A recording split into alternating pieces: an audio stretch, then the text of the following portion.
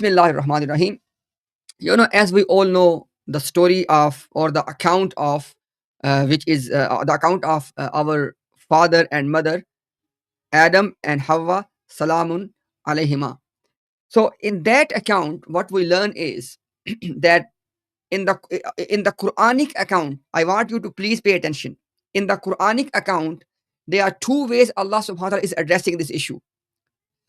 Either Allah is basically addressing both Adam and Hawa. Both of them, both of our parents are being addressed. That I said to both of you, don't do this. And then both of you have done this. And the both of you have done this. This is one way. But when Allah subhanahu wa ta'ala is addressing only one of them, then Allah does not address in the Quran to Eve, to our mother Eve or Hawa, salamun alayha. No.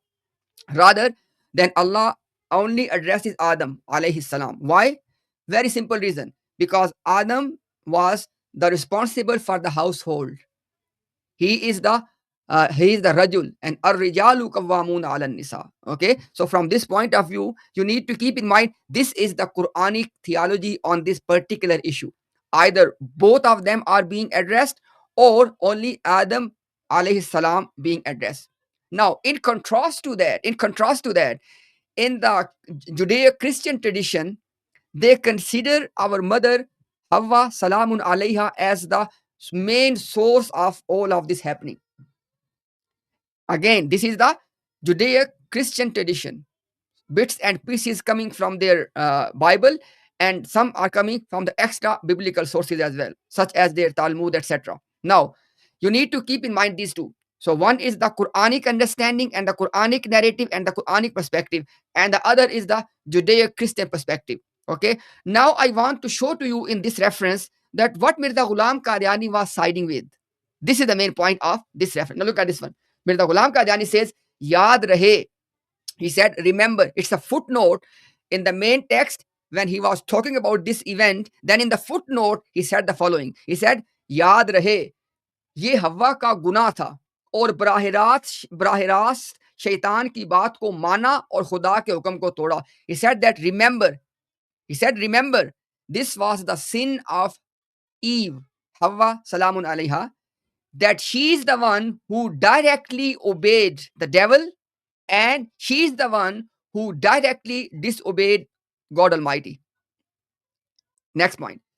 और सच ये है, look at this one. He said, सच ये है कि हवा का ना एक बल्कि चार गुनाह थे. He said the reality is, the truth is, Common Ahmadi, are you listening?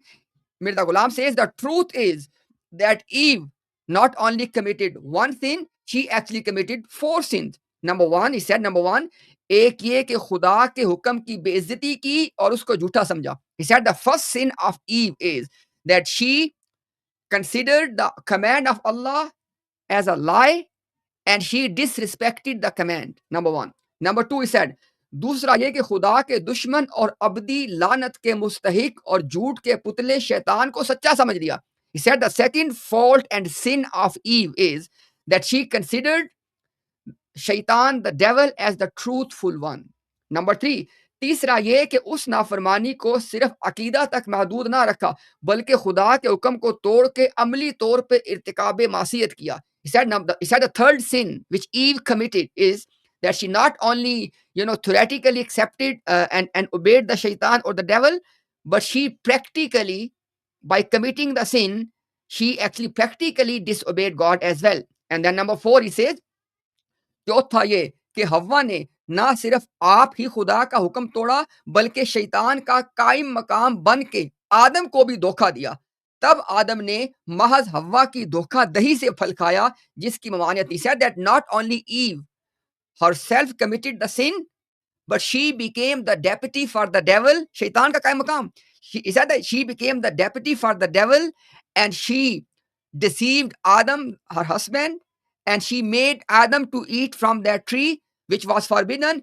And for this reason, Eve was severely sinful.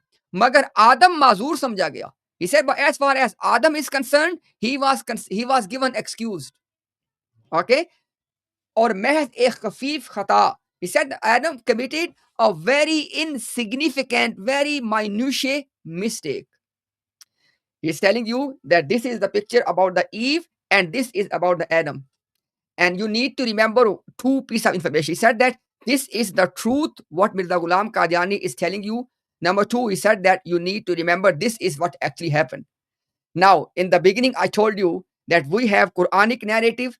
This story is talked about in the Quran, I think, more than 5 times. I can recall some of them, such as Bani Israel, such as Al Baqarah, such as Al Araf, and such as Surah Taha, and some more places. But guess what? What you need to understand is, please remember this: in the entire Quranic narrative, you cannot find anywhere where Allah Subhanahu wa Taala is singling out our mother Eve. When Allah is singling out, it is the Adam. When Allah is talking about both, He talks about both. But Allah never singles out Eve in the entire Quran. And what Mirza Ghulam Qadiani has described is purely Christian theology, and it is a Jewish theology. And Mirza Ghulam Qadiani is declaring that the Jewish and Christian theology is the truth. Such ye hai. And as far as the Quranic theology is concerned, he rejected that.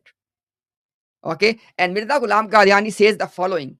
He says that it is apostasy, murtad. It is apostasy that if you leave Quran on any matter, if you leave Quran and you are inclined toward the Torah and the Injil.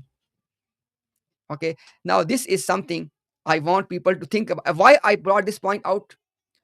Jamaat Ahmadiyya is claiming day in, day out, oh, as far as Mirza Ghulam Qadiani is concerned, he brought back the true teaching of Islam. Mirza Ghulam Qadiani was preaching the actual Islam. And guess what?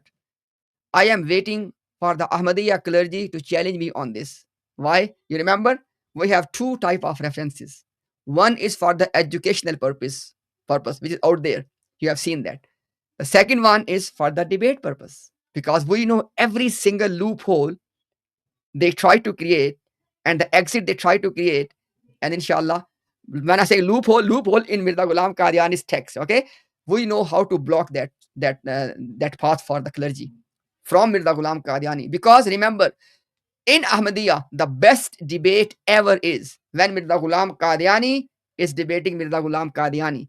That is always the best debate you enjoy and you learn.